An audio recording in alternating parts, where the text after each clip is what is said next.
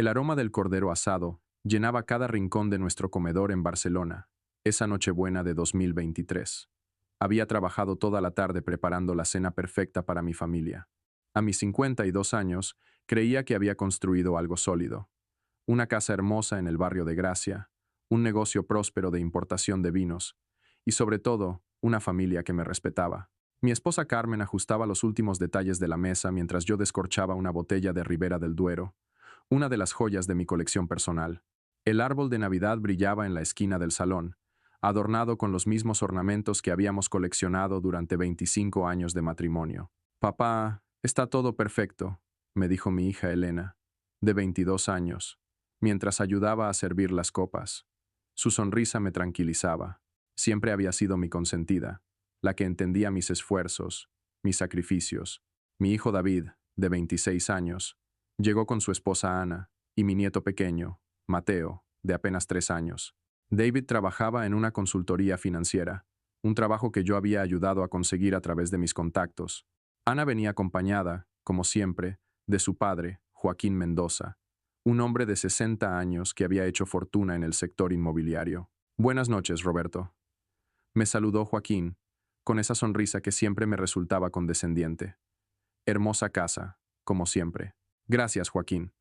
Bienvenido, respondí, estrechando su mano firme. A pesar de los años, nunca había logrado sentirme completamente cómodo con él. Había algo en su manera de observar todo, de hacer comentarios aparentemente inocentes que sonaban a evaluación constante. Nos sentamos a la mesa. La conversación fluyó naturalmente mientras degustábamos los entrantes que Carmen había preparado con tanto cariño. Jamón ibérico, quesos manchegos, aceitunas de Jaén. Hablamos del trabajo, de los planes para el nuevo año, de los progresos de pequeño Mateo. Este año ha sido especialmente bueno para el negocio, comenté mientras servía el vino.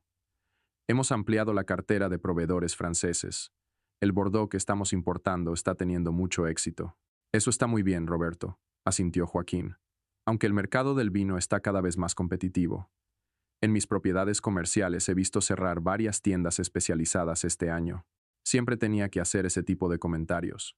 No podía simplemente felicitarme por el éxito, sin añadir alguna nota de precaución o pesimismo disfrazado de realismo. Bueno, afortunadamente nosotros nos hemos adaptado bien a los cambios, respondí, manteniendo el tono cordial. Carmen sirvió el plato principal. Cordero lechal, asado con hierbas aromáticas, patatas confitadas y verduras de temporada. Era una receta que había perfeccionado a lo largo de los años, una de mis favoritas. Está delicioso, mamá, dijo Elena, y todos asintieron en aprobación. La conversación siguió su curso normal hasta que llegamos al postre. Carmen había preparado torrijas caseras, otro de mis dulces favoritos. Mientras las servía, Joaquín comenzó a contar anécdotas sobre sus viajes de negocios, sus inversiones exitosas, las propiedades que había adquirido recientemente. El mes pasado, compré un apartamento en primera línea de playa en Sitges, comentó casualmente. Ana y David podrán usarlo cuando quieran. También estoy pensando en regalarle a David el coche que necesita para las visitas comerciales. Un BMW nuevo, por supuesto. Sentí una punzada de irritación. Siempre hacía lo mismo. Aparecía con regalos costosos, oportunidades, ofertas que yo no podía igualar. No era que estuviera mal económicamente, pero sus recursos eran considerablemente mayores que los míos. Eso es muy generoso de tu parte, dije, aunque las palabras me salieron un poco forzadas. Bueno, es por David y por mi nieto, respondió Joaquín. Quiero asegurarme de que no les falte nada. Ana sonrió y tomó la mano de su padre. Papá siempre está pensando en nosotros. Fue entonces cuando David, mi propio hijo, decidió hablar. Había estado callado durante la cena, más de lo usual, y pensé que quizás estaba cansado del trabajo. Es verdad, dijo, mirando directamente a su suegro, con una expresión de admiración que me resultó dolorosa. Joaquín siempre está pendiente de nosotros. Siempre encuentra maneras de ayudar sin que se lo pidamos. Así debe ser, respondió Joaquín. La familia es lo primero. Entonces David se volvió hacia mí, y vi algo en sus ojos que no había visto antes. Una frialdad, una distancia que me heló la sangre. Papá, me dijo con un tono que intentaba ser casual, pero que sonó tremendamente calculado. No te ofendas, pero Joaquín es más padre que tú. El silencio que siguió fue ensordecedor. Carmen dejó caer la cuchara en su plato con un tintineo metálico. Elena abrió los ojos enormes, claramente conmocionada. Ana bajó la mirada, incómoda. Joaquín intentó parecer sorprendido, pero pude ver un destello de satisfacción en su expresión. Disculpa, logré decir, aunque mi voz sonó extraña, como si viniera de muy lejos. No es nada personal, continuó David, como si estuviera discutiendo el clima. Es solo que, bueno, mira todo lo que hace por nosotros. El apartamento, el coche, siempre está ahí cuando lo necesitamos. Tú trabajas mucho, pero no es lo mismo. Las palabras me golpearon como puñetazos físicos. 26 años de sacrificios, de madrugadas trabajando para construir el negocio, de noches sin dormir cuando él era pequeño y estaba enfermo, de ahorrar cada euro para pagarle los mejores colegios, la universidad, los cursos de idiomas en el extranjero. David, susurró Carmen, claramente horrorizada. Más padre que yo, repetí, sintiendo como la sangre me subía a la cabeza. El hombre que te cambió los pañales, que te llevó al hospital cuando te rompiste el brazo, que trabajó 70 horas semanales para pagarte la universidad privada, que te enseñó a manejar, que estuvo en cada partido de fútbol de tu infancia, ¿es menos padre que alguien que te regala cosas? No es solo por los regalos, respondió David, y su tono se volvió más defensivo. Es la forma en que nos trata. Joaquín nos escucha, nos aconseja sin juzgar, está disponible cuando lo necesitamos. Y yo no. Tú siempre estás trabajando, papá. Siempre tienes algo más importante que hacer. Cuando tengo problemas, me das soluciones rápidas y sigues con lo tuyo. Joaquín se sienta conmigo. Hablamos durante horas. Joaquín intentó intervenir. Roberto, creo que hay un malentendido. No. Lo corté con una mirada furiosa. No hay malentendido. Mi hijo acaba de decirme, en la cena de Navidad, en mi propia casa, que usted es mejor padre que yo. Me levanté de la mesa, temblando de rabia e indignación. Todo el mundo me miraba, esperando mi reacción. Elena parecía a punto de llorar. Carmen me hacía gestos para que me calmara. Roberto, por favor, me suplicó mi esposa. Es Nochebuena, pero algo se había roto dentro de mí. Algo fundamental, irreparable. No era solo la humillación pública, aunque eso dolía. Era la realización de que mi propio hijo, por quien había sacrificado tanto, me veía como un padre inferior. Que todo lo que había hecho, todos los sacrificios, todas las horas robadas a mi descanso y mi ocio, no significaban nada comparado con los regalos costosos y la disponibilidad emocional de un hombre que no había tenido que cargar con la responsabilidad real de criarlo. Tienes razón, David, dije finalmente, con una calma que me sorprendió incluso a mí mismo. Joaquín es mejor padre que yo. Claramente, yo he fallado en algo fundamental, si mi propio hijo piensa eso. Papá, no quise decir. Sí quisiste decirlo, lo interrumpí. Y está bien. Todo el mundo tiene derecho a su opinión. Salí del comedor y subí a mi habitación, ignorando las voces que me llamaban desde abajo. Me senté en el borde de la cama, temblando, no de frío sino de una mezcla tóxica de rabia, dolor y una humillación tan profunda que me hacía difícil respirar. Desde la ventana de mi habitación podía ver las luces navideñas de los vecinos, las familias reunidas en sus comedores, presumiblemente felices, presumiblemente sin hijos que los consideraran padres inadecuados. Esa noche no bajé más. Escuché cuando se fueron los invitados, cuando Carmen subió a intentar hablar conmigo. Le dije que necesitaba estar solo.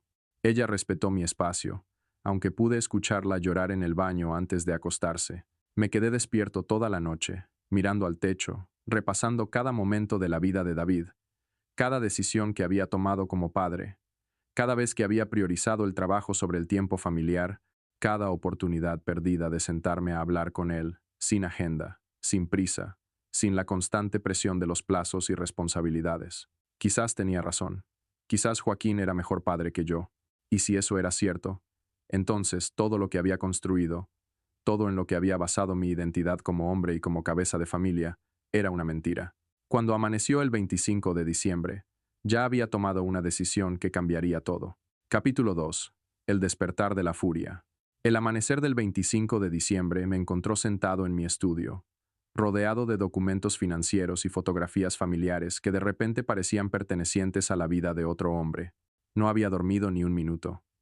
Cada vez que cerraba los ojos, escuchaba de nuevo las palabras de David. Joaquín es más padre que tú. Carmen había intentado hablar conmigo 3 veces durante la madrugada. Cada vez, yo le había pedido que me dejara solo.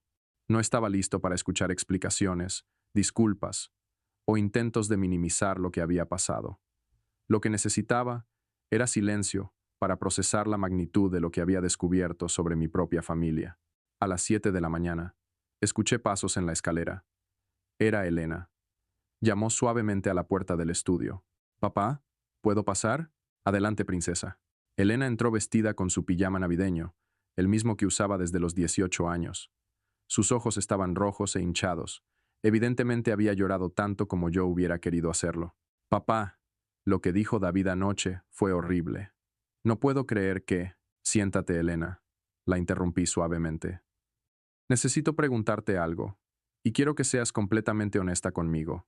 Se sentó en la silla frente a mi escritorio, la misma donde solía hacer sus tareas cuando era pequeña mientras yo trabajaba en las cuentas del negocio. «¿Tú también piensas que Joaquín es mejor padre que yo?» Elena abrió la boca para protestar, pero levanté una mano. «Piénsalo bien antes de responder. No quiero que me digas lo que crees que quiero escuchar. Quiero la verdad». Mi hija se tomó un largo momento antes de responder, y eso ya me dio una parte de la respuesta que temía. «Papá, tú eres mi padre y te amo. Nada va a cambiar eso nunca. Pero...» hizo una pausa dolorosa. «A veces sí siento que podrías estar más presente emocionalmente». Cada palabra era como una gota de ácido sobre una herida abierta. Joaquín tiene tiempo para sentarse y realmente escuchar. No mira el reloj, no revisa el teléfono, no está pensando en otra cosa.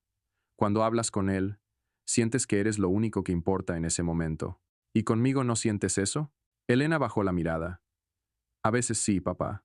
Pero otras veces, es como si estuvieras físicamente presente, pero mentalmente en el trabajo, en el negocio, en los problemas del día».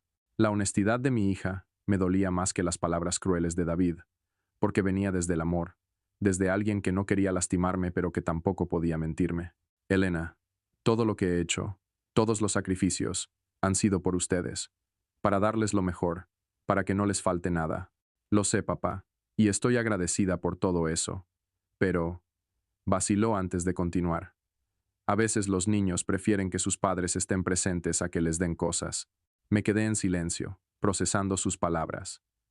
Elena se acercó y puso su mano sobre la mía. «Papá, lo que dijo David fue cruel y mal dicho, pero quizás hay algo de verdad en el fondo que podrías considerar». Después de que Elena se fue, me quedé solo con una claridad terrible. No era solo David. Era un patrón que había estado ignorando durante años. Mi ausencia emocional disfrazada de responsabilidad financiera. Mi amor expresado a través del trabajo duro y la provisión material, pero no a través del tiempo de calidad y la conexión emocional. Carmen bajó a la cocina alrededor de las 9. La escuché preparar café, probablemente esperando que el aroma me atrajera como siempre hacía. Pero ese día, ni siquiera el café podía tentarme. A las 10, sonó el teléfono. Era David. «Papá, necesitamos hablar». «Habla». «No por teléfono». «¿Puedo ir a casa?» «Es tu decisión». David llegó media hora después, solo. Ana se había quedado con su padre, lo cual me pareció simbólico. Mi hijo se veía cansado, como si también hubiera pasado una noche sin dormir. «Papá, lamento mucho cómo sonó lo que dije anoche». «¿Lamentas cómo sonó o lamentas haberlo dicho?» «Lamento. Lamento haberte lastimado. No era mi intención humillarte delante de toda la familia. Pero no lamentas el contenido de lo que dijiste». David se quedó callado por un momento.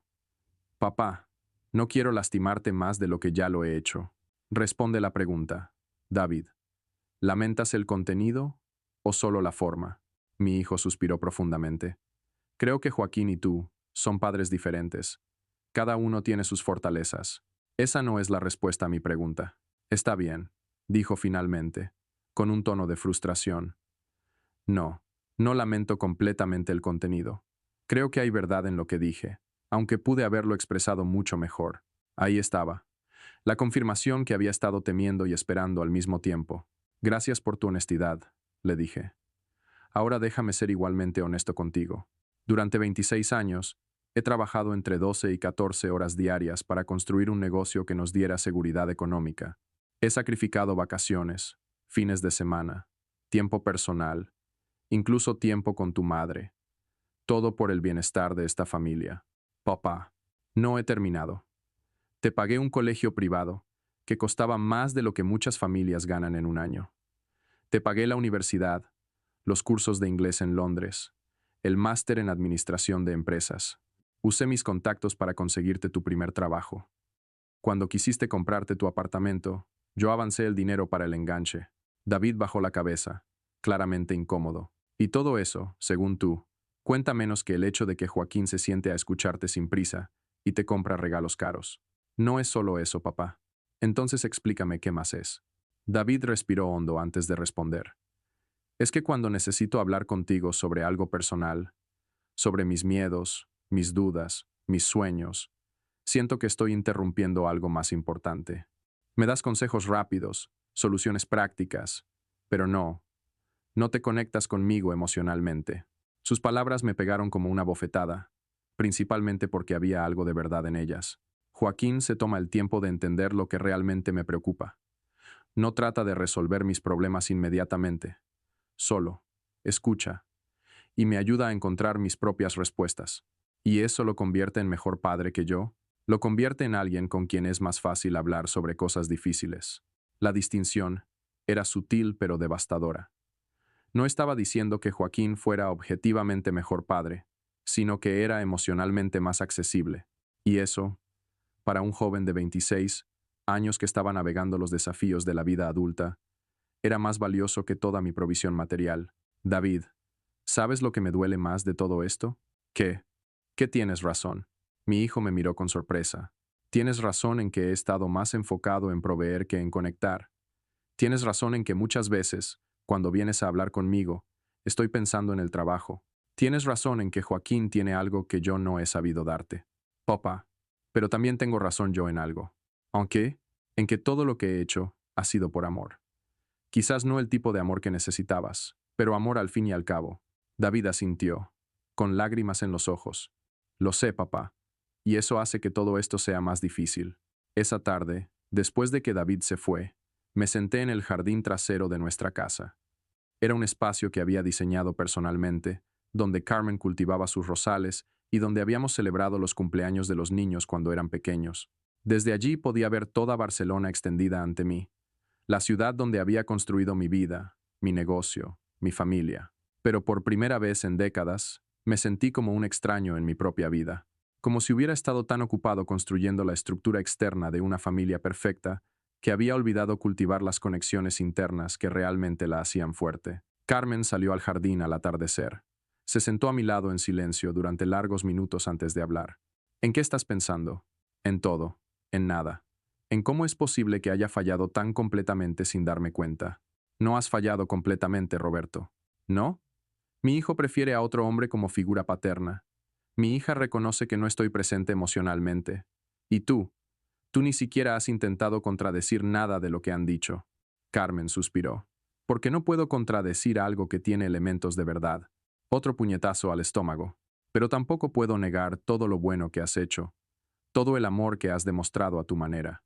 Mi manera, aparentemente, no ha sido suficiente. Ha sido diferente. No necesariamente insuficiente, solo diferente. Esa noche, por segunda noche consecutiva, no pude dormir. Me quedé en el estudio, mirando fotografías familiares y tratando de recordar cuándo había sido la última vez que había tenido una conversación realmente profunda con David, una conversación donde él se sintiera completamente escuchado y comprendido. No pude recordar ni una sola ocasión reciente. Y esa realización fue el momento en que supe que algo tenía que cambiar drásticamente. No podía seguir viviendo en una casa donde mi propio hijo me consideraba un padre de segunda clase. No podía continuar en una dinámica familiar donde mi rol estaba siendo ocupado, emocional y prácticamente por otro hombre. La pregunta no era si tenía que hacer algo. La pregunta era qué tan radical tenía que ser ese algo. Los días siguientes a la Nochebuena pasaron en una nebulosa extraña. La vida continuaba su ritmo normal en la superficie. Carmen preparaba las comidas, Elena volvía a su trabajo en la agencia de marketing digital, El negocio funcionaba con la inercia de años de rutina establecida, pero por debajo, todo había cambiado fundamentalmente. David no había vuelto a llamar después de nuestra conversación. Ana tampoco había dado señales de vida. Era como si hubieran decidido que la pelota estaba en mi cancha y esperaran que yo diera el siguiente paso. El problema era que yo no sabía cuál debía ser ese paso. Me sumergí en el trabajo con una intensidad que incluso para mis estándares era excesiva. Llegaba a la oficina a las 6 de la mañana y no regresaba hasta las 10 de la noche. No era solo una forma de evitar la incomodidad en casa, era también una manera de hacer lo que siempre había hecho cuando me sentía perdido. Trabajar más duro, como si la productividad pudiera de alguna manera resolver los problemas emocionales. Mi socio, Miguel Ferrer, comenzó a preocuparse. Llevábamos 15 años trabajando juntos y conocía mis patrones mejor que nadie. Roberto, ¿qué está pasando contigo? Estás aquí más horas que cuando estábamos empezando el negocio, solo poniéndome al día con algunos proyectos atrasados. No me mientas. Te conozco demasiado bien. ¿Problemas en casa? Miguel era más que un socio. Era mi amigo más cercano, la única persona con quien había compartido algunas de mis preocupaciones más profundas a lo largo de los años. Si había alguien que podía entender lo que estaba pasando, era él. David me dijo que su suegro es mejor padre que yo. Miguel dejó de revisar los papeles que tenía en sus manos y me miró directamente. ¿Qué? Le conté toda la historia. La cena de Navidad, las palabras de David, la conversación posterior, la honestidad brutal de Elena. Miguel me escuchó sin interrumpir, asintiendo ocasionalmente, frunciendo el ceño en los momentos más dolorosos. Roberto, me dijo cuando terminé, eso es brutal, pero ¿crees que hay algo de verdad en lo que dijo? Esa parece ser la pregunta del millón, ¿no? Todo el mundo parece pensar que sí. No todo el mundo. Solo las personas que más te conocen y más te aman, lo cual lo hace peor, no mejor. Miguel se quedó pensativo por un momento. ¿Sabes qué creo? Creo que eres un excelente proveedor y un padre decente, pero que has confundido proveer con paternidad. Son cosas relacionadas, pero no son la misma cosa. Explícate. Mira, yo también trabajo muchas horas, pero cuando llego a casa, guardo el teléfono, apago la computadora y me dedico completamente a mi familia durante unas horas. Tú llegas a casa pero sigues trabajando mentalmente. Estás físicamente presente pero emocionalmente ausente. Era la misma observación que había hecho Elena, expresada de manera diferente. ¿Y qué se supone que deba hacer con esa información? ¿Cambiar completamente quién soy a los 52 años? No necesariamente cambiar quién eres, sino tal vez cambiar cómo expresas quién eres. Esa conversación me persiguió durante días. Era posible que tuviera razón, que el problema no fuera fundamental sino de enfoque. Pero la humillación de esa noche de Navidad había creado una herida tan profunda que no estaba seguro de poder sanar mientras estuviera en el mismo entorno donde había ocurrido. La gota que colmó el vaso llegó una semana después del Año Nuevo. Carmen y yo estábamos desayunando en silencio, una rutina que se había vuelto demasiado común, cuando sonó el teléfono. Era Elena. Papá, ¿puedes venir a almorzar conmigo hoy? Hay algo de lo que necesito hablarte. Por supuesto, princesa. ¿Está todo bien? Solo. Necesitamos hablar. Quedamos de encontrarnos en un restaurante cerca de su oficina. Elena llegó puntual, como siempre, pero pude ver inmediatamente que había estado llorando. ¿Qué pasa, Elena? Papá, anoche hablé con David. Mi estómago se tensó inmediatamente. Why? Está preocupado por ti. Dice que has estado muy distante desde Navidad, que apenas responde sus mensajes. ¿Él está preocupado por mí? ¡Qué ironía! Papá, por favor. Esto no nos está haciendo bien a ninguno. ¿A ninguno? Elena, yo no fui quien comparó a mi padre con otro hombre delante de toda la familia. No, pero tampoco eres el que está haciendo nada para solucionarlo. La acusación me pegó como una cachetada. ¿Qué se supone que deba hacer? ¿Disculparme por haber sido mal padre? No, pero podrías intentar entender por qué David se siente así, en lugar de solo sentirte ofendido. ¿Solo sentirme ofendido? Elena, mi hijo me dijo que otro hombre es mejor padre que yo. No es que me haya criticado por algo específico que pueda cambiar. Me descartó completamente como figura paterna. Elena suspiró profundamente. Papá, ¿quieres saber lo que realmente creo? Adelante. Creo que David te ama y te respeta, pero que está dolido por años de sentir que no eras completamente accesible para él. Y creo que tú estás dolido porque sientes que todos tus sacrificios no han sido valorados. Y creo que ambos tienen razón en algunas cosas y están equivocados en otras. Continúa. David está equivocado en la forma en que lo expresó y en el momento que eligió. Fue cruel e innecesario. Pero no está completamente equivocado en el fondo del asunto.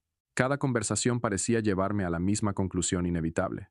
Y tú estás equivocado si piensas que todo lo que has hecho no significa nada. Significa mucho. Pero también estás equivocado si piensas que proveer materialmente es suficiente para ser el padre que tus hijos necesitan en esta etapa de sus vidas. Elena, ¿qué quieres que haga? ¿Que me convierta en Joaquín? Quiero que seas tú mismo, pero una versión más presente emocionalmente. ¿Y si no sé cómo hacer eso?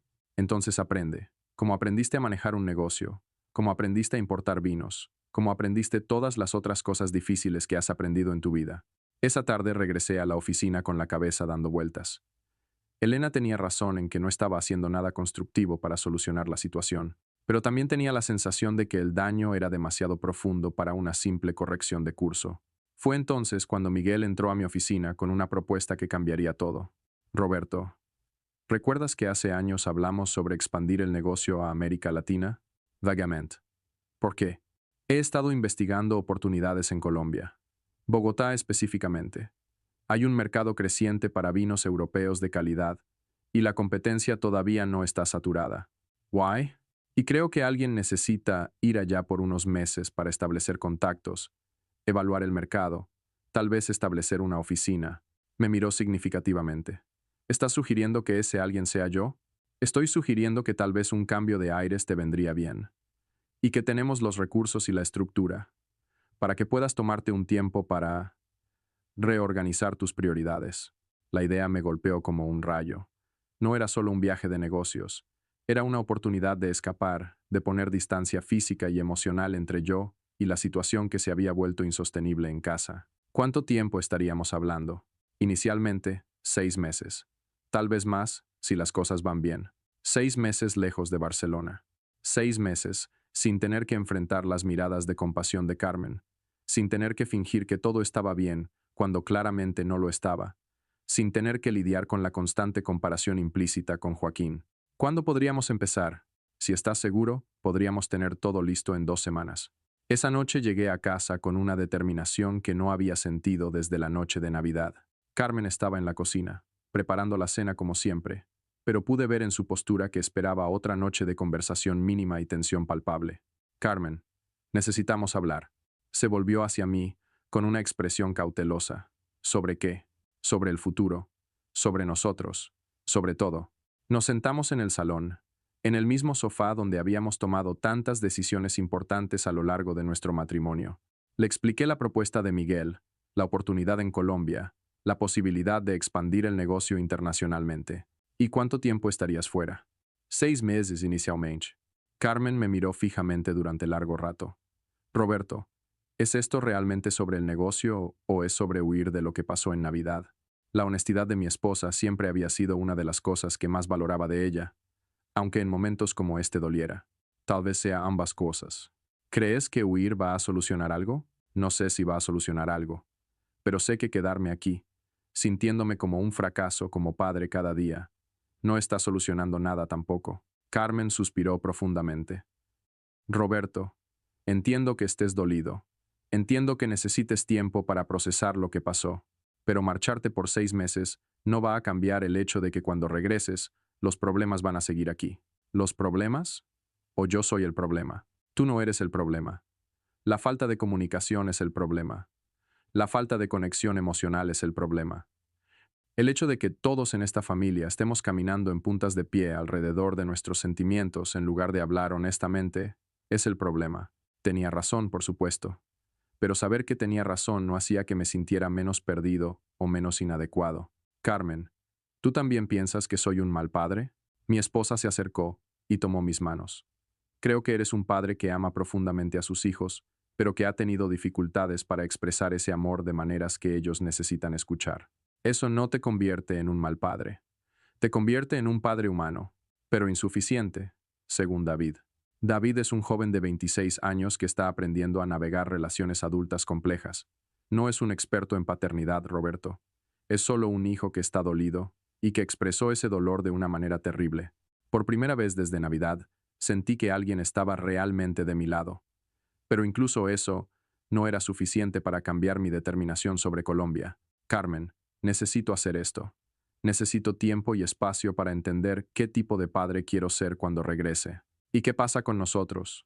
¿Con nuestro matrimonio? La pregunta me pegó en el estómago.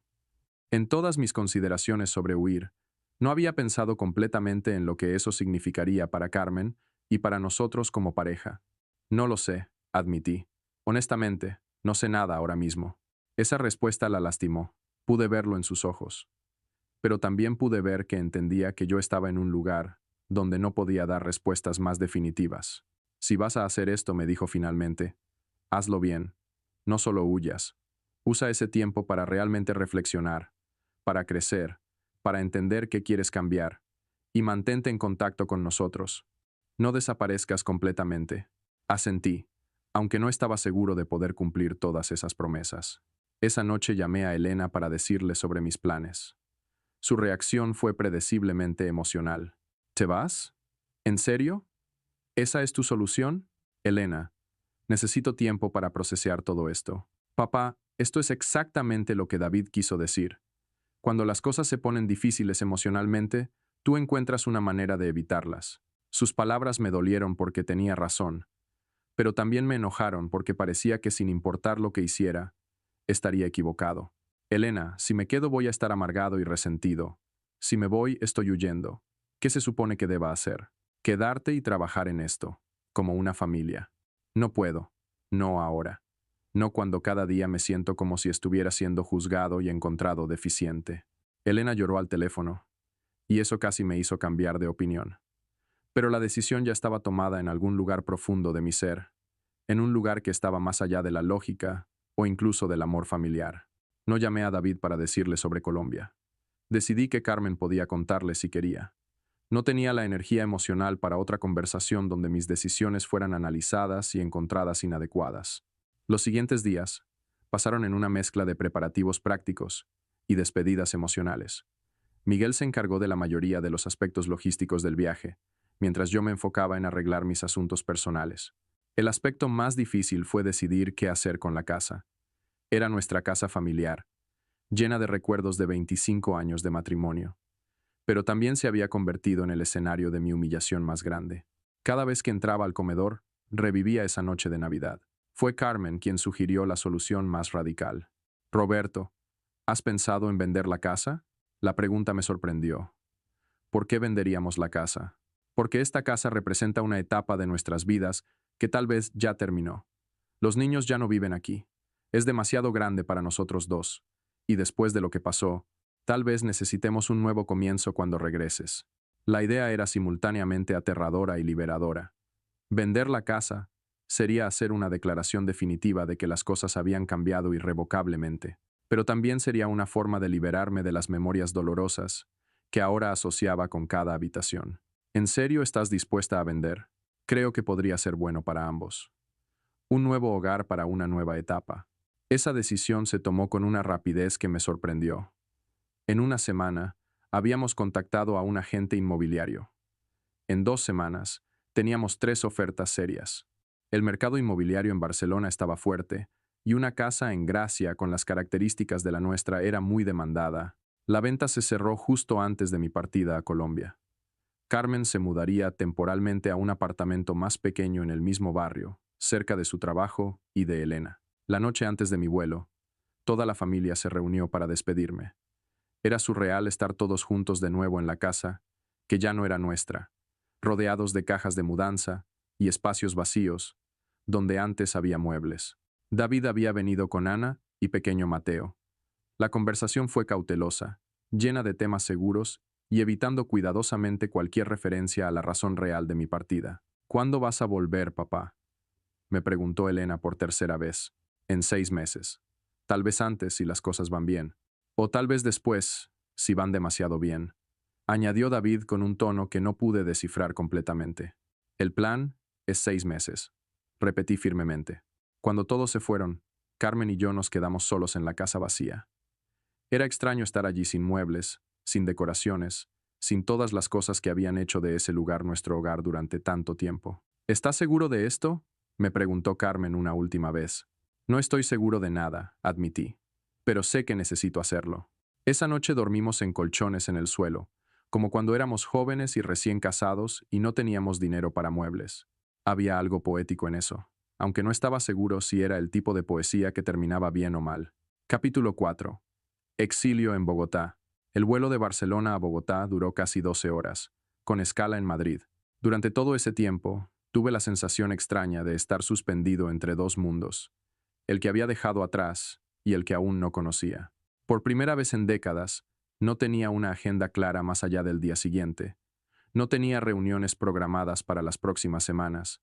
No tenía la presión constante de responsabilidades familiares inmediatas. Era liberador y aterrador al mismo tiempo. Bogotá me recibió con una llovizna fina y un aire frío que no había esperado. Siempre había asociado Colombia con calor tropical, pero la capital estaba situada a más de 600 metros sobre el nivel del mar, lo que le daba un clima que me recordaba a Barcelona en invierno. Miguel había arreglado para que me quedara en un apartamento amueblado en la zona rosa, un barrio elegante lleno de restaurantes, cafés y oficinas. El apartamento era moderno pero impersonal, exactamente lo que necesitaba, un espacio sin memorias, sin historia, sin fantasmas emocionales. Los primeros días los dediqué a orientarme en la ciudad y comenzar las reuniones de negocios que supuestamente eran la razón de mi presencia allí. Colombia resultó ser un mercado fascinante para los vinos europeos. La clase media había crecido considerablemente en los últimos años, y había un apetito creciente por productos de calidad que no se conseguían localmente. Pero honestamente, el trabajo era lo último en lo que podía concentrarme completamente. Por las noches, solo en el apartamento, me enfrentaba a un silencio que no había experimentado en años. Sin Carmen preguntándome sobre mi día, sin Elena llamando para contarme sobre sus proyectos, sin las demandas constantes del negocio en Barcelona, me quedaba solo con mis pensamientos. Y mis pensamientos no eran un lugar agradable para estar. Repasaba una y otra vez la cena de Navidad, las conversaciones posteriores, cada momento de la infancia y adolescencia de David, donde tal vez había priorizado el trabajo sobre la conexión emocional. La lista era deprimentemente larga. Después de una semana en Bogotá, Carmen me llamó. ¿Cómo estás? Bien. Adaptándome. ¿Cómo están las cosas por allá? Extrañas. La casa nueva es bonita, pero aún no se siente como hogar. Habíamos encontrado un apartamento de 2 habitaciones en el barrio de San Gervasi, cerca del trabajo de Carmen, y con fácil acceso al centro de la ciudad. Era moderno, funcional, pero completamente diferente a la casa familiar, donde habíamos vivido durante tantos años. ¿Cómo están los niños? Elena está bien, preocupada por ti, pero bien. David. Hizo una pausa. David está confundido. ¿Confundido sobre qué? Sobre si tu partida es una forma de castigarlo por lo que dijo, o si realmente necesitabas espacio. La pregunta me golpeó porque yo mismo no estaba completamente seguro de la respuesta. ¿Qué le dijiste? Le dije que eres un hombre adulto, que tomó una decisión adulta, por razones adultas, y que cuando estés listo para hablar sobre esas razones, lo harás. Gracias. Roberto, ¿estás usando este tiempo para reflexionar o solo estás evitando? Era la pregunta que había estado evitando hacerme a mí mismo. Un poco de ambas, creo. Después de esa llamada, decidí que tenía que ser más intencional sobre mi tiempo en Colombia. No podía simplemente existir en el limbo emocional indefinidamente. Comencé a escribir. No había escrito nada personal desde la universidad, pero algo sobre la distancia y la soledad me hacía querer poner mis pensamientos en papel. Empecé con memorias de David y Elena cuando eran pequeños, momentos específicos que recordaba vívidamente. Escribí sobre la primera vez que David montó en bicicleta, sin ruedas de entrenamiento. Yo había corrido junto a él por todo el parque, sujetando el asiento, hasta que finalmente lo solté y él siguió pedaleando solo. Su grito de triunfo había sido uno de los sonidos más hermosos que había escuchado en mi vida. Escribí sobre las noches cuando Elena tenía pesadillas y venía a nuestra cama. Carmen siempre se quejaba de que la niña se movía demasiado, pero a mí me encantaba sentir su cuerpecito tibio acurrucado contra mi costado, totalmente confiada en que yo la protegería de cualquier monstruo imaginario. Escribí sobre los partidos de fútbol de David, donde yo era el padre que gritaba más fuerte desde las gradas, el que siempre estaba ahí sin importar qué tan ocupado estuviera en el trabajo. Escribí sobre las obras de teatro del colegio de Elena, donde ella siempre me buscaba entre el público para asegurarse de que estuviera viendo. Pero también escribí sobre los momentos que había perdido, las conversaciones que había cortado, porque tenía una llamada de trabajo, las preguntas sobre sus sentimientos que había respondido con consejos prácticos en lugar de escucha empática, las veces que había estado físicamente presente pero mentalmente ausente. Escribir se convirtió en una forma de terapia. Por primera vez en meses, podía ver tanto mis fortalezas como mis debilidades, como padre sin la carga emocional abrumadora de la humillación. Después de un mes en Bogotá, conocí a Carlos Mendoza, un empresario local que se convirtió en mi socio para el mercado colombiano. Carlos tenía 50 años, era divorciado, y tenía 2 hijos adultos con quienes mantenía una relación cercana a pesar del divorcio. Una noche, después de cerrar un acuerdo importante, Carlos me invitó a cenar a su casa. Era una casa hermosa en el norte de Bogotá, decorada con arte colombiano y llena de fotografías de sus hijos. Roberto, ¿puedo preguntarte algo personal? Adelante. ¿Qué hace un hombre casado con hijos adultos viviendo solo en Bogotá durante meses? La pregunta era directa pero sin malicia. Carlos había demostrado ser un hombre recto y honesto en todas nuestras interacciones comerciales. Es complicado, respondí. Las cosas importantes usualmente lo son. Algo sobre Carlos, tal vez su tranquilidad, tal vez el hecho de que era un extraño sin agenda emocional en mi situación, me hizo querer contarle la verdad. Le conté sobre la cena de Navidad, sobre David y Joaquín, sobre mi sensación de haber fallado como padre. Carlos me escuchó sin interrumpir, asintiendo ocasionalmente, pero sin ofrecer consejos no solicitados. ¿Sabes qué me parece interesante de tu historia?, me dijo cuando terminé. Que te fuiste antes de darle a tu hijo la oportunidad de disculparse apropiadamente o de trabajar en la relación. Él tuvo la oportunidad. Vino a casa al día siguiente. Vino a explicarse, no necesariamente a disculparse o a trabajar en una solución. Carlos se levantó y trajo 2 copas de aguardiente. Roberto, cuando me divorcié, mis hijos tomaron lados. Mi hijo mayor se puso del lado de su madre y me dijo cosas terribles, cosas que me dolieron más de lo que pensé que era posible. ¿Qué hiciste? Inicialmente, me alejé, como tú. Pensé que si él no me valoraba, yo no iba a rogarle por su amor. Why? Y casi perdí a mi hijo para siempre. Me tomó años de trabajo duro, de tragar mi orgullo, de demostrarle que estaba dispuesto a cambiar, para reconstruir nuestra relación. Carlos tomó un sorbo de aguardiente antes de continuar. La diferencia entre un padre y un proveedor es que un padre no se rinde cuando las cosas se ponen difíciles emocionalmente. Sus palabras me pegaron como una cachetada, principalmente porque había verdad en ellas. ¿Crees que me equivoqué al venir aquí? Creo que necesitabas tiempo para procesar lo que pasó, pero también creo que has tenido ese tiempo. La pregunta ahora es, ¿qué vas a hacer con lo que has aprendido? Esa noche, solo en mi apartamento, pensé mucho en las palabras de Carlos. ¿Qué había aprendido realmente durante mi tiempo en Colombia? Había aprendido que podía sobrevivir solo, que no necesitaba la estructura constante de responsabilidades familiares para funcionar. Eso era liberador en cierta medida. Pero también había aprendido que la soledad, después de cierto punto, no era liberación sino castigo, y que huir de los problemas no los resolvía, solo los postergaba. Había aprendido que extrañaba a mi familia, incluso en medio de toda la complicación y el dolor. Extrañaba las conversaciones con Carmen, las llamadas de Elena, incluso las interacciones tensas con David, y había aprendido que tal vez, solo tal vez, había llegado el momento de dejar de ser víctima de las palabras de David y empezar a ser responsable de la parte de verdad que contenían. 2 semanas después de mi conversación con Carlos, tomé una decisión que cambiaría el curso de mi exilio autoimpuesto. Era hora de dejar de huir y empezar a reconstruir. Capítulo 5. Encuentros inesperados. La decisión de regresar a Barcelona no fue súbita, sino gradual, como el amanecer lento en las montañas de los Andes que podía ver desde mi apartamento en Bogotá. Después de mi conversación con Carlos, comencé a planear mi regreso, pero quería hacerlo de la manera correcta, no como una huida en reversa, sino como un retorno intencional. El problema era que no sabía exactamente qué significaba la manera correcta. Había estado en Colombia por 3 meses cuando recibí una llamada que lo cambió todo. ¿Roberto? Soy Joaquín. Por un momento, pensé que estaba alucinando. ¿Por qué el suegro de David me estaría llamando a Bogotá? Hola Joaquín, ¿cómo conseguiste mi número? Carmen me lo dio. Roberto, necesitamos hablar. ¿Sobre qué? Sobre David. Sobre lo que pasó en Navidad. Sobre todo. Mi primera reacción fue colgar. La última persona en el mundo con quien quería hablar sobre mi relación con mi hijo era el hombre que había sido favorablemente comparado conmigo. No creo que tengamos nada de qué hablar, Joaquín.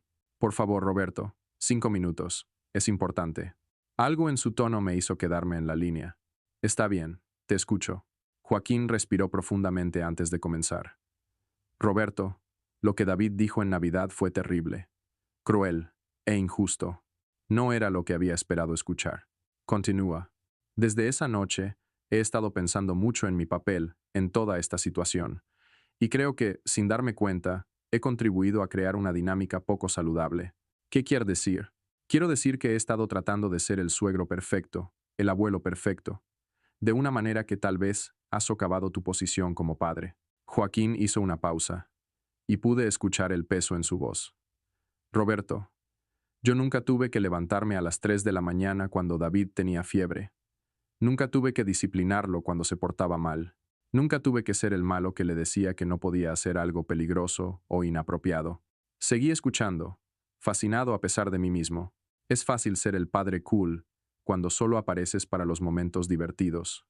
Cuando solo tienes que dar regalos y consejos, sin tener que lidiar con las responsabilidades reales de la paternidad. ¿Por qué me estás diciendo esto?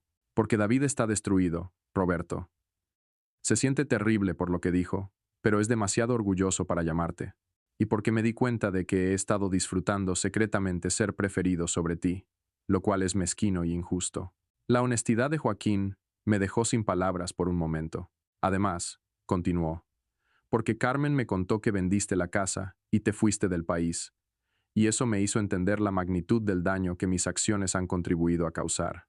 Joaquín, no te culpo por lo que dijo David, tal vez no directamente, pero sí contribuí a crear una situación donde mi presencia constante en sus vidas hizo que tu ausencia se sintiera más pronunciada.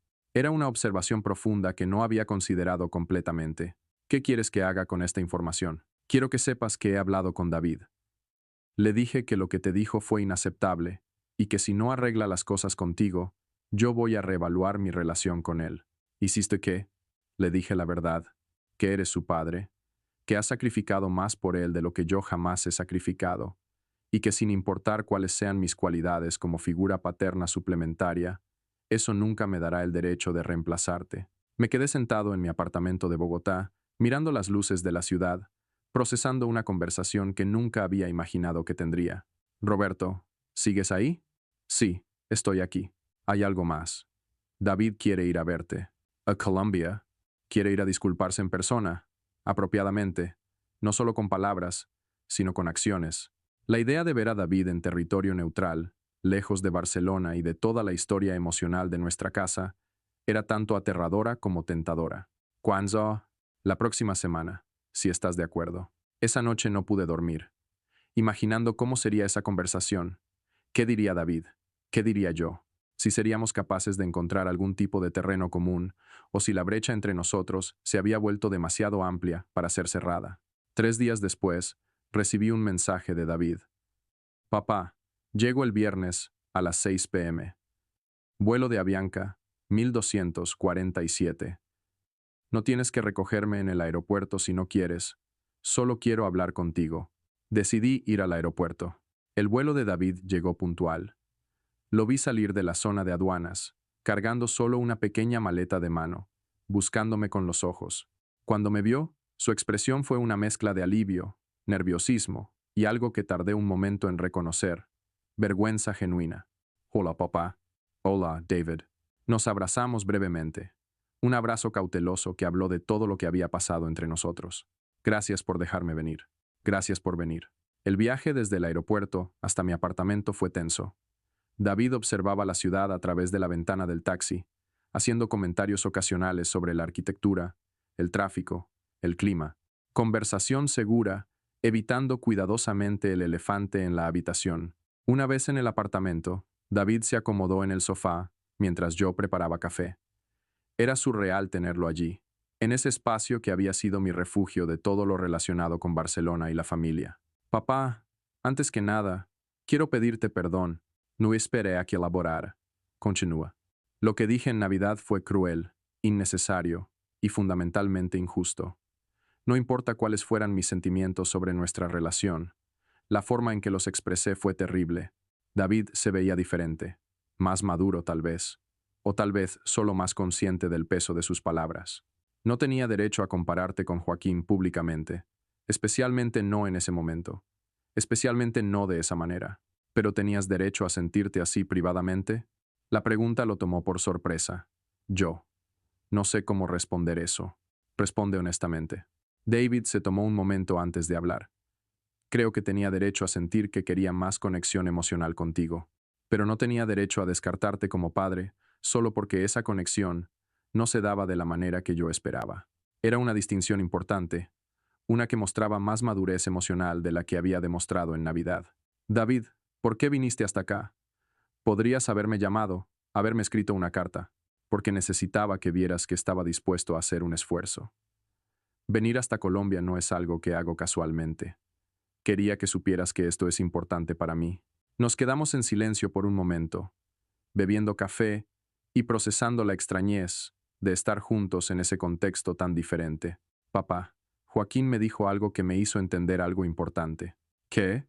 Me dijo que es fácil ser el padre favorito cuando solo apareces para las partes divertidas, que él nunca ha tenido que ser responsable de las decisiones difíciles, de la disciplina, de mantener a una familia. David bajó la mirada. Me hizo entender que he estado comparando sus mejores momentos contigo con tus momentos más difíciles conmigo. Era exactamente lo que había estado sintiendo, pero no había sabido articular. También me hizo entender que tú has estado siendo padre durante 26 años, mientras que él ha estado siendo amigo durante 3. ¿Y qué piensas de eso? Pienso que fue injusto, tremendamente injusto. David se levantó y comenzó a caminar por el apartamento, claramente agitado. Papá, después de que te fuiste, comencé a pensar en todas las cosas que habías hecho por mí. No solo el dinero, no solo pagar por mi educación, sino las veces que manejaste 3 horas para recogerme cuando mi coche se averió en la universidad. Las veces que te quedaste despierto toda la noche conmigo cuando estaba estresado por los exámenes. Se detuvo frente a la ventana. Las veces que me defendiste cuando mamá pensaba que estaba siendo irresponsable. Las veces que creíste en mí cuando yo no creía en mí mismo. Sentí algo moviéndose en mi pecho, una emoción que había estado enterrada bajo meses de dolor y resentimiento. Recordé cuando tenía 16 años y me metí en problemas en el colegio por pelearme. Todo el mundo esperaba que me castigaras, pero en lugar de eso, te sentaste conmigo y me preguntaste por qué estaba tan enojado. Y me escuchaste. Realmente me escuchaste. No recordaba específicamente esa conversación, pero recordaba muchas como esa. Recordé cuando decidí estudiar administración de empresas en lugar de ingeniería, y todos me decían que estaba cometiendo un error. Pero tú me apoyaste. Me dijiste que confiabas en mi juicio. David se volvió hacia mí con lágrimas en los ojos. Papá, eres un buen padre. Has sido un buen padre. Y yo fui un hijo terrible al no reconocer eso. Era lo que había estado esperando escuchar durante meses. Pero ahora que lo tenía, me di cuenta de que necesitaba más que solo reconocimiento. David, acepto tu disculpa, pero también necesito que entiendas algo, que tal vez tenías razón en algunas cosas. Tal vez no he estado tan presente emocionalmente como debería. Tal vez he confundido proveer con cuidar en algunas ocasiones. David me miró con sorpresa. Estar aquí, lejos de todo, me ha dado tiempo para reflexionar sobre qué tipo de padre he sido y qué tipo de padre quiero ser en el futuro. ¿Y qué has descubierto? Que he sido un padre responsable, trabajador, dedicado, pero que tal vez no he sido el padre más accesible emocionalmente, y que eso importa más de lo que pensaba. David asintió lentamente. ¿Crees que podemos trabajar en eso? ¿En ambas direcciones? ¿Qué quiere decir? Quiero decir que tal vez yo también necesito aprender a comunicar mis necesidades emocionales de manera más madura, en lugar de compararte con otras personas. Era una conversación que nunca habíamos tenido, honest y vulnerable, de una manera que me resultaba completamente nueva con mi hijo. Me gustaría intentarlo, le dije. David pasó 4 días conmigo en Bogotá. Fueron 4 días extraordinarios de conversaciones que nunca habíamos tenido, de explorar una ciudad juntos, sin las presiones y distracciones de la vida en Barcelona, de construir algo nuevo sobre los cimientos de lo que había estado roto. Le mostré los lugares que había descubierto durante mis meses allí. El café en la Candelaria donde escribía por las mañanas, el restaurante en la zona rosa donde había comenzado a entender la cultura colombiana, las montañas donde había ido a caminar cuando necesitaba claridad mental. David me habló de sus miedos sobre el futuro, sus dudas sobre su carrera, sus preocupaciones sobre la paternidad ahora que Ana y él estaban considerando tener un segundo hijo. Fueron conversaciones reales, profundas, sin agenda más allá de conocernos mejor mutuamente. Papá, ¿puedo preguntarte algo? Por supuesto. ¿Alguna vez tienes miedo de haber fallado como padre? La pregunta me sorprendió por su vulnerabilidad. Constantemente, admití, especialmente después de Navidad. ¿Y cómo lidias con eso? Honestamente, no estoy seguro de estar lidiando bien con eso. Por eso estoy aquí. David asintió. Yo tengo miedo de fallar como padre también, de repetir los errores que creo que cometiste, pero también de sobrecorregir tanto que cometa errores completamente diferentes. ¿Qué tipo de errores crees que cometí? Creo que trabajaste tan duro para darnos seguridad material que a veces olvidaste que también necesitábamos seguridad emocional. Era una crítica justa, expresada con gentileza. ¿Y qué tipo de errores tienes miedo de cometer tú? Tengo miedo de estar tan enfocado en estar presente emocionalmente que olvide la importancia de trabajar duro para proveer para mi familia. Era una preocupación que no había considerado, pero que tenía sentido. Cada generación reacciona a las deficiencias percibidas de la anterior, a veces sobrecorrigiendo. David, ¿sabe qué creo? ¿Qué? Creo que el hecho de que te preocupes por esas cosas ya te convierte en un mejor padre que muchos. La conciencia es el primer paso hacia la mejora. En nuestro último día juntos en Bogotá, David me hizo una pregunta que cambió todo. Papá, ¿cuándo vas a regresar a casa? No lo sé. El plan original era 6 meses. Pero ya no estoy seguro de cuál es el plan. David se quedó callado por un momento. Papá, yo quiero que regreses. No solo porque me siento culpable por haberte causado esto, sino porque te extrañamos. Mamá te extraña. Elena te extraña. Yo te extraño. Incluso después de todo lo que ha pasado, especialmente después de todo lo que ha pasado, porque ahora entiendo mejor quién eres realmente, no solo la versión de ti que había construido en mi cabeza. Esa noche, después de que David se fue al aeropuerto para su vuelo de regreso, me senté en mi apartamento vacío y me di cuenta de que Colombia había cumplido su propósito. No había venido aquí para huir para siempre, sino para ganar perspectiva. Y ahora la tenía. Había aprendido que era posible sobrevivir solo, pero que prefería vivir en familia, incluso con todas sus complicaciones. Había aprendido que mis hijos me amaban, pero que el amor no era suficiente sin comunicación y conexión emocional. Había aprendido que podía cambiar, incluso a los 52 años, si estaba dispuesto a hacer el trabajo difícil de la introspección y el crecimiento personal. Y había aprendido que a veces, para salvar una familia, tienes que estar dispuesto a arriesgar perderla temporalmente. 2 semanas después de la visita de David, llamé a Carmen. Estoy listo para regresar a casa. ¿Cuándo? La próxima semana, si tú estás lista para recibirme. Roberto, siempre he estado lista para recibirte. La pregunta es, si tú estás listo para regresar realmente, no solo físicamente, sino emocionalmente. Creo que sí. No estoy diciendo que voy a ser perfecto, pero creo que estoy listo para hacer el trabajo de ser mejor. Eso es todo lo que cualquiera de nosotros puede hacer, me dijo Carmen. Estar dispuestos a hacer el trabajo. Capítulo 6. El regreso del pródigo. El vuelo de regreso a Barcelona fue completamente diferente al vuelo de ida. En lugar de huir de algo, estaba volviendo hacia algo. En lugar de cargar con resentimiento y dolor, llevaba conmigo nuevas perspectivas y, más importante, un compromiso renovado con mi familia. Carmen me esperaba en el aeropuerto. Cuando la vi parada en la zona de llegadas, con una sonrisa cautelosa pero genuina, me di cuenta de cuánto la había extrañado. No solo su presencia física, sino su sabiduría, su paciencia, su forma de anclarme cuando yo me perdía en mis propios pensamientos y obsesiones. ¿Cómo me veo?, me preguntó mientras nos abrazábamos. Como mi esposa, respondí. Y era verdad. Después de meses de separación, de incertidumbre sobre nuestro futuro, verla allí confirmaba que, sin importar lo que hubiera cambiado en mí durante mi tiempo en Colombia, mi amor por ella permanecía constante. El apartamento nuevo en San Gervasi era exactamente como lo había imaginado basándome en las descripciones de Carmen. Moderno, luminoso, funcional, pero sin la historia y el carácter de nuestra antigua casa. Era un lienzo en blanco, lo cual era tanto desafiante como apropiado para esta nueva etapa de nuestras vidas. ¿Qué te parece?, me preguntó Carmen mientras me mostraba cada habitación. Me parece lleno de posibilidades. Esa primera noche, cenamos en la pequeña terraza que daba a los tejados de Barcelona.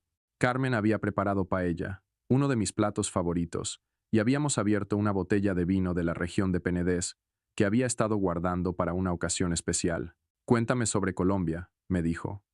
Cuéntame sobre lo que realmente aprendiste allá. Pasé las siguientes 2 horas contándole sobre mi tiempo en Bogotá. Le hablé de Carlos y sus consejos sobre la paternidad, de las noches escribiendo sobre memorias familiares, de la visita de David y las conversaciones que habíamos tenido. Carmen escuchó sin interrumpir, haciendo preguntas ocasionales, pero principalmente dándome el espacio para procesar en voz alta todo lo que había experimentado. ¿Y ahora qué?, me preguntó cuando terminé. Ahora trato de aplicar lo que aprendí, de ser un mejor esposo, un mejor padre. Roberto, no necesitas ser una persona completamente diferente. Solo necesitas ser una versión más presente y consciente de quien ya eres. Era típico de Carmen dar en el clavo con tanta precisión. Al día siguiente, llamé a Elena para decirle que había regresado. Su reacción fue de alivio puro. Papá, ¿estás bien? ¿Estás realmente de vuelta para quedarte? Estoy de vuelta para quedarme. Y sí, estoy bien. Mejor que bien, en realidad. ¿Puedo verte hoy? Por supuesto, princesa. Elena vino al apartamento esa tarde. Era extraño recibirla en un espacio que no conocía, pero también había algo simbólico en eso. Estábamos construyendo nuevas memorias en un nuevo lugar. Papá, te ves diferente, me dijo Elena después de abrazarme. ¿Diferente cómo? Más relajado, menos tenso. No me había dado cuenta, pero tenía razón. Los meses en Colombia habían eliminado una tensión que había estado cargando durante años. Una presión constante que había estado tan presente que ya no la notaba hasta que desapareció. Elena, hay algo que quiero decirte. ¿Qué? Quiero pedirte perdón por no haber estado más presente emocionalmente durante tu crecimiento. Elena abrió los ojos con sorpresa. Papá, no necesitas. Sí necesito. Necesito reconocer que aunque siempre te amé y siempre traté de hacer lo mejor para ti, no siempre estuve disponible de la manera que necesitabas. Elena se quedó callada por un momento. Papá, yo siempre supe que me amabas. Eso nunca estuvo en duda. Pero sentiste que podías venir a mí con cualquier problema, cualquier preocupación, sin sentir que estabas interrumpiendo algo más importante. Elena vaciló, y esa vacilación fue respuesta suficiente. No siempre, admitió finalmente. A veces sentía que tenía que programar tiempo contigo, como si fueras una reunión de negocios. La comparación dolió, porque tenía razón. Quiero cambiar eso, Elena. Quiero que sepas que, de ahora en adelante, nunca eres una interrupción. Siempre eres una prioridad. ¿Y cómo va a ser diferente ahora? Era una pregunta justa. Las promesas sin acciones concretas no significaban nada. Para empezar, voy a establecer límites más claros entre el trabajo y la familia. Voy a estar presente cuando esté presente. No físicamente aquí, pero mentalmente en la oficina. ¿Y con David? Con David va a ser más complicado. Pero David y yo tuvimos conversaciones muy importantes en Colombia. Creo que estamos en camino de reconstruir nuestra relación sobre una base más sólida. Elena sonrió por primera vez desde que había llegado. Me alegra escuchar eso. Lo extrañé mucho durante estos meses, pero no sabía qué decirle. No sabía de qué lado ponerme. No tenías que ponerte de ningún lado, Elena. No había lados que tomar. Solo había una familia que necesitaba sanar. 2 días después, llamé a David. Habíamos estado en contacto regular desde su visita a Colombia, pero esta sería nuestra primera conversación cara a cara desde mi regreso. Hola, papá. ¿Cómo te sientes de estar de vuelta? Bien. Diferente, pero bien. ¿Podemos almorzar esta semana? Me encantaría. Quedamos de encontrarnos en un restaurante en el centro de Barcelona, territorio neutral donde ambos podríamos sentirnos cómodos. David llegó puntual, como siempre, pero pude ver inmediatamente que él también había cambiado desde nuestro tiempo en Colombia.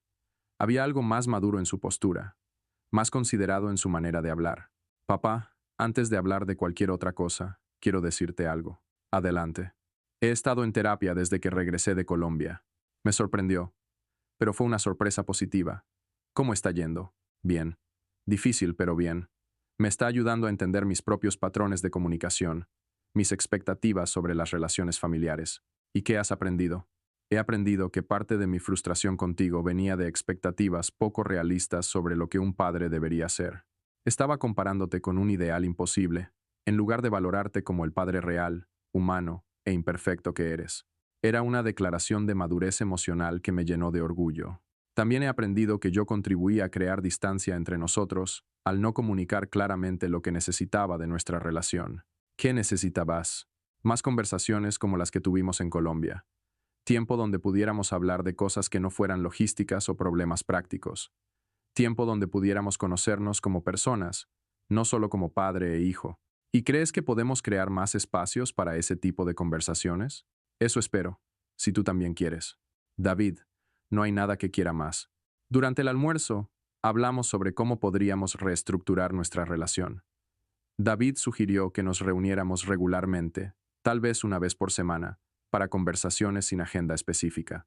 Solo tiempo para conectar. También quiero que conozcas mejor a Mateo, me dijo.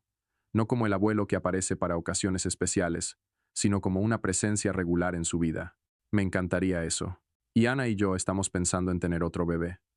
Cuando eso pase, me gustaría que fueras más involucrado desde el principio. No solo financieramente, sino emocionalmente. La conversación fue una revelación. Por primera vez en años, David y yo estábamos hablando sobre el futuro con entusiasmo mutuo, en lugar de contención o evitación. Papá, hay algo más que quiero decirte. ¿Qué? He hablado con Joaquín sobre límites. ¿Límites? Le expliqué que aunque valoro su amistad y su apoyo, necesito ser más consciente de no permitir que su presencia eclipse la tuya. He establecido algunos límites sobre cuándo y cómo está involucrado en nuestras decisiones familiares. Era algo que no le había pedido que hiciera, pero que apreciaba profundamente. ¿Cómo reaccionó? Mejor de lo que esperaba. Dijo que había estado preocupado por exactamente ese problema y que respetaba mi decisión. Esa tarde, cuando llegué al apartamento, Carmen me estaba esperando con una expresión que no pude leer completamente. ¿Cómo fue el almuerzo con David? Muy bien. Sorprendentemente bien. Roberto, hay algo de lo que necesitamos hablar. Su tono me puso inmediatamente en alerta. ¿Qué pasa? Mientras estabas en Colombia, yo también hice mucha reflexión sobre nuestro matrimonio, sobre dónde estamos y hacia dónde vamos. Mi estómago se tensó. ¿Había regresado solo para descubrir que había perdido a mi esposa además de casi perder a mi hijo? ¿Y qué concluiste? Carmen se acercó y tomó mis manos. Concluí que te amo, que quiero que nuestro matrimonio funcione, pero que también necesitamos cambios, no solo de tu parte, sino también de la mía. ¿Qué tipo de cambios? Necesito ser más directa sobre lo que necesito de ti, en lugar de esperar que lo adivines. Y tú necesitas estar más presente no solo con los niños, sino también conmigo. Era una conversación que debíamos haber tenido años atrás. Carmen, estoy dispuesto a hacer esos cambios. Más que dispuesto. Y yo también. Porque lo que hemos construido juntos durante 25 años, vale la pena pelear por ello. Esa noche, por primera vez en meses, Carmen y yo hicimos el amor. No fue solo físico, fue una reconexión emocional, una reafirmación de nuestro compromiso mutuo, una celebración de haber sobrevivido la crisis más grande de nuestro matrimonio. Después, acostados en la cama, mirando el techo del apartamento que todavía no se sentía completamente como hogar, pero que estaba empezando a llenarse de nuevas memorias, me di cuenta de que había aprendido algo fundamental durante mi tiempo en Colombia. A veces, para salvar algo que amas, tienes que estar dispuesto a alejarte lo suficiente para ganar perspectiva. Pero la clave está en asegurarte de que regresas con las herramientas y la sabiduría necesarias para hacer que la reunión valga la pena el dolor de la separación. Había regresado a Barcelona como un hombre diferente. No completamente diferente, pero sí más consciente, más presente, más comprometido con el trabajo emocional que requieren las relaciones familiares sólidas. Y por primera vez en meses, me sentía esperanzado sobre el futuro de mi familia. Capítulo 7. Reconstruyendo los cimientos. 6 meses después de mi regreso de Colombia, mi vida había desarrollado un ritmo que era familiar pero fundamentalmente diferente. Era como vivir en la misma ciudad, pero con un mapa completamente nuevo, reconociendo los lugares pero navegándolos de manera distinta. Los cambios habían comenzado de forma gradual. Implementé una política estricta de no revisar emails ni responder llamadas de trabajo después de las 7 de la noche, algo que inicialmente me causó ansiedad, pero que pronto se convirtió en liberador. Los domingos los dedicaba completamente a la familia, sin excepciones, sin importar qué crisis surgiera en el negocio. Miguel había sido comprensivo con estos cambios, especialmente después de que le expliqué lo que había aprendido durante mi tiempo en Colombia. Roberto, me había dicho, un negocio exitoso sin una familia sólida es solo una distracción cara de la vida real. La relación con David había evolucionado de manera que no hubiera podido imaginar un año atrás. Nuestras reuniones semanales se habían convertido en una de las partes más importantes de mi semana. No hablábamos solo de trabajo o logística familiar, explorábamos ideas, compartíamos preocupaciones, incluso discutíamos libros y películas. Papá, me había dicho David en una de nuestras primeras reuniones después de mi regreso. Quiero que sepas que he estado pensando mucho sobre lo que dije en Navidad. Ya hablamos de eso, David. Ya quedó atrás. No completamente. Quiero que entiendas no solo que me disculpé, sino por qué lo que dije fue tan fundamentalmente equivocado.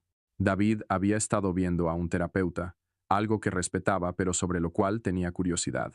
¿Qué has estado descubriendo en terapia? He estado descubriendo que tenía ideas muy rígidas sobre cómo debería ser un padre. Ideas que venían parcialmente de películas, parcialmente de comparar nuestra familia con otras familias, parcialmente de expectativas poco realistas. Continúa. El terapeuta me ayudó a entender que cuando yo era niño, lo que más necesitaba era seguridad y estabilidad, y tú me diste eso en abundancia. Ahora que soy adulto, lo que más necesito es comprensión y conexión emocional. Pero estaba culpándote por no darme como adulto algo que no sabías que necesitaba, mientras ignoraba todo lo que sí me habías dado. Era una perspectiva que me ayudó a entender no solo la dinámica entre nosotros, sino también mis propias expectativas sobre la paternidad. También he entendido, continuó David, que Joaquín y tú representan diferentes tipos de figuras paternas, ambas valiosas, pero que yo estaba tratando de hacerte competir en un juego donde las reglas eran injustas para ti. ¿Qué quieres decir? Joaquín puede darse el lujo de ser siempre comprensivo y disponible porque no tiene que tomar las decisiones difíciles sobre mi vida. Tú has tenido que ser padre desde que nací, lo cual incluye momentos en que tenías que decirme cosas que yo no quería escuchar o tomar decisiones que yo no entendía. Era exactamente lo que Joaquín mismo había reconocido en aquella llamada a Colombia. ¿Sabes lo que me ayudó más en terapia? Me preguntó David. ¿Qué? Cuando el terapeuta me preguntó, ¿confías en tu padre? Y inmediatamente respondí que sí. Entonces me preguntó, ¿sabes que te ama? Y de nuevo, respondí que sí sin dudarlo. Entonces me dijo, si confías en él y sabes que te ama, ¿por qué asumes que sus acciones vienen de un lugar de indiferencia, en lugar de un lugar de cuidado expresado de manera diferente? La pregunta había sido un punto de inflexión para David, y escucharla fue un punto de inflexión para mí también. Pero tal vez el cambio más significativo había sido con pequeño Mateo. David había cumplido su promesa de incluirme más en la vida de su hijo, y yo había descubierto una forma de paternidad, abuelidad, que era completamente nueva para mí. Un sábado por la mañana, mientras cuidaba a Mateo para que David y Ana pudieran tener una cita, el niño se cayó en el parque y se raspó la rodilla. En lugar de simplemente curarlo y distraerlo como habría hecho con mis propios hijos, me senté con él y le pregunté cómo se sentía. Duele. Abuelo Roberto, me dijo con lágrimas en los ojos. Ya lo sé que duele. ¿Te da miedo también? Mateo asintió. ¿Sabes qué? A mí también me da miedo cuando me lastimo. Es normal sentir miedo cuando algo duele. Pasé los siguientes 10 minutos simplemente validando sus sentimientos antes de curarle la herida. Fue una experiencia reveladora sobre la diferencia entre resolver problemas y conectar emocionalmente. Esa tarde, cuando David vino a recoger a Mateo, el niño le contó sobre su caída. Papá, abuelo Roberto me entendió cuando tenía miedo. David me miró con una sonrisa que contenía sorpresa y orgullo. ¿En serio? Sí, dijo Mateo. Me dijo que está bien tener miedo cuando algo duele. Después de que se fueron, me quedé pensando en esa interacción. Con David y Elena, cuando eran pequeños, mi instinto siempre había sido minimizar sus miedos para que se sintieran mejor rápidamente. No es nada serio, vas a estar bien, no hay por qué llorar. Pensaba que estaba siendo útil, pero ahora me daba cuenta de que tal vez estaba invalidando sus experiencias emocionales. Carmen había notado estos cambios en mí, y los había recibido con una mezcla de alivio y admiración. Roberto, me había dicho una noche, es como si fueras la misma persona pero con el volumen emocional subido. ¿Es algo bueno? Es algo maravilloso. Nuestra propia relación también había evolucionado. Carmen había mantenido su promesa de ser más directa sobre sus necesidades, y yo había aprendido a escuchar sin inmediatamente tratar de resolver o minimizar. Una noche, Carmen me había dicho, Roberto, a veces cuando llego a casa del trabajo, necesito 15 minutos para decomprimirme antes de hablar sobre el día. En el pasado, habría interpretado eso como rechazo, o habría tratado de convencerla de que me contara inmediatamente sobre su día. Ahora simplemente respondí, por supuesto, ¿hay algo que pueda hacer para que esos 15 minutos sean más relajantes para ti? Pequeños cambios como ese habían transformado completamente la dinámica de nuestro matrimonio, pero tal vez el momento más significativo había llegado 3 meses después de mi regreso, durante el cumpleaños de Elena. Habíamos organizado una cena familiar en nuestro apartamento nuevo.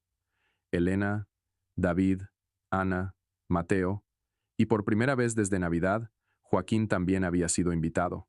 Al principio, había sentido aprensión sobre verlo de nuevo.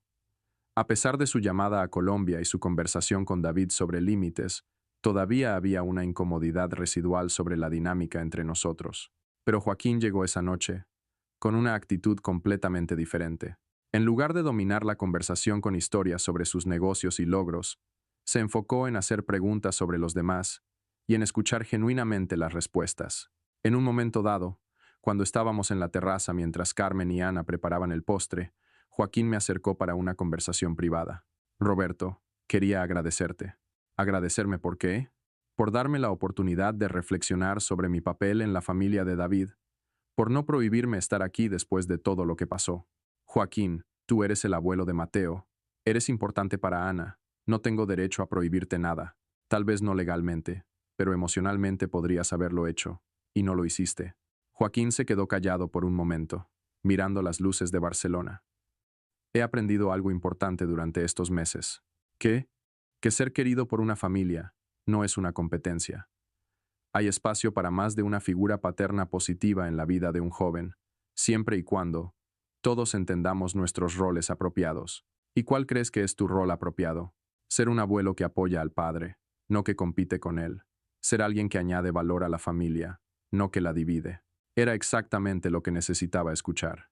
Roberto, David es un hombre mejor por tenerte como padre. Y Mateo va a ser un hombre mejor por tener tanto a ti como a David como modelos.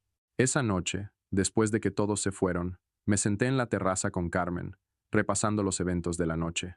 ¿Cómo te sientes?, me preguntó. Completo, respondí, y era la verdad. Por primera vez, en mucho tiempo, me siento como si estuviera exactamente donde se supone que deba estar. Incluso después de todo lo que ha pasado, especialmente después de todo lo que ha pasado. Carmen tomó mi mano. Roberto, ¿sabes cuál ha sido el cambio más grande que he visto en ti? ¿Cuál? Antes, cuando tenías un problema, tu instinto era trabajar más duro para solucionarlo. Ahora, cuando tienes un problema, tu instinto es conectar más profundamente con las personas involucradas. Tenía razón. La crisis de Navidad había sido devastadora, pero también había sido un catalizador para un tipo de crecimiento que probablemente no habría ocurrido de otra manera. ¿Crees que valió la pena?, le pregunté. ¿Todo el dolor, la separación, la incertidumbre? Carmen consideró la pregunta cuidadosamente antes de responder. Creo que fue necesario. No sé si fue la única manera de llegar hasta aquí, pero fue la manera que funcionó para nosotros. Esa noche, mientras me quedaba dormido en el apartamento que finalmente estaba empezando a sentirse como hogar, pensé en el viaje que había tomado mi familia durante el último año, desde la humillación de esa Navidad hasta la reconexión genuina que habíamos logrado construir. No habíamos vuelto al lugar donde estábamos antes. Habíamos llegado a un lugar completamente nuevo, un lugar construido sobre una base más sólida de comunicación honesta, expectativas realistas y amor expresado de maneras que todos podíamos entender y recibir. Era mejor de lo que habíamos tenido antes, pero había requerido estar dispuestos a arriesgar perderlo todo para conseguirlo. Capítulo 8. Un nuevo comienzo. Un año después de mi regreso de Colombia, me encontré sentado en el mismo restaurante donde había almorzado con David el día después de volver a Barcelona. Pero esta vez, La reunión tenía un propósito diferente. David había pedido verme para contarme algo importante, y por el tono de su voz al teléfono, sabía que se trataba de buenas noticias. Papá, Ana está embarazada, me anunció con una sonrisa que iluminaba toda su cara. La alegría que sentí fue inmediata y profunda. David, felicidades. ¿Cómo están? ¿Cómo se siente Ana? Están bien. Está de 8 semanas. Esta vez queremos hacer las cosas de manera diferente. ¿Qué quiere decir? David se inclinó hacia adelante, con una expresión seria pero esperanzada. Quiero que estés más involucrado desde el principio. No solo como abuelo que aparece después del nacimiento, sino como parte del proceso. La propuesta me emocionó más de lo que había esperado. ¿Qué tienes en mente? Quiero que vengas con nosotros a algunas de las citas médicas, si quieres. Quiero que ayudes a preparar el cuarto del bebé. Quiero que Mateo sienta que va a tener un hermano o hermana que es parte de una familia más grande, no solo de nuestra familia nuclear. Era exactamente el tipo de inclusión